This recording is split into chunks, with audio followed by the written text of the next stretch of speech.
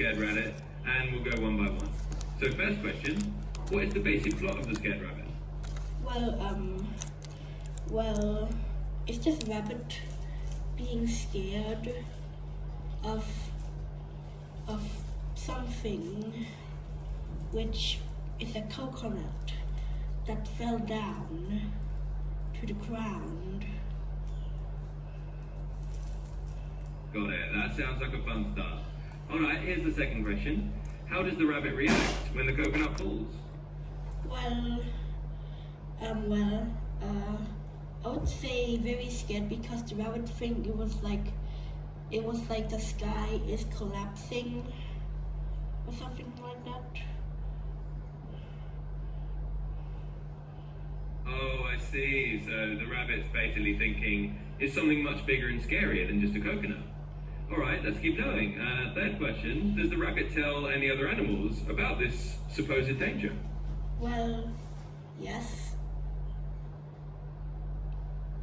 Alright, got it. So the rabbit does go and tell some other animals. That's definitely going to make things interesting.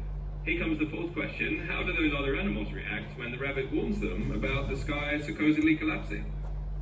Scared. Makes sense. So the other animals get scared too.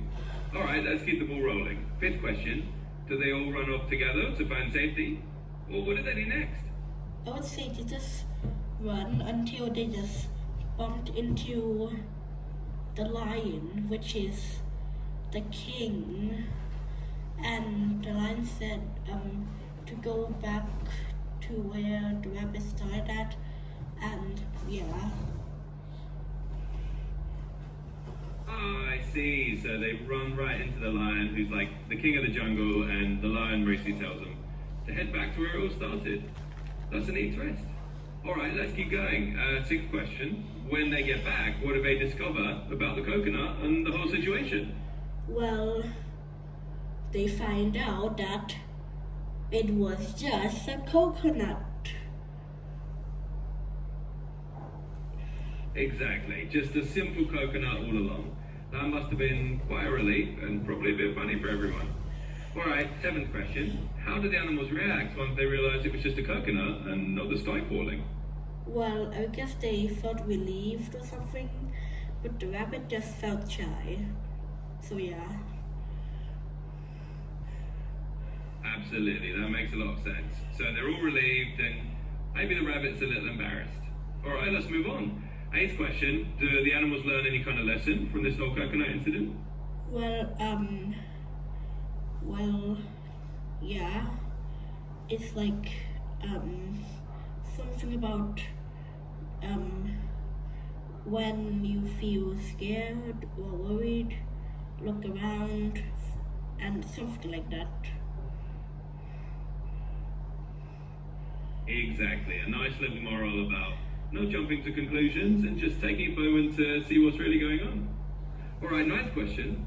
How does the lion react to the fact that it was just a coconut after all? Well, I would say confident, I guess. Absolutely, that sounds fitting. The lion stays confident and calm, which probably helps everyone else feel a bit more at ease too. Alright, we're almost there. 10th question. How does the story wrap up for the rabbit? Does the rabbit learn anything in particular from all of this?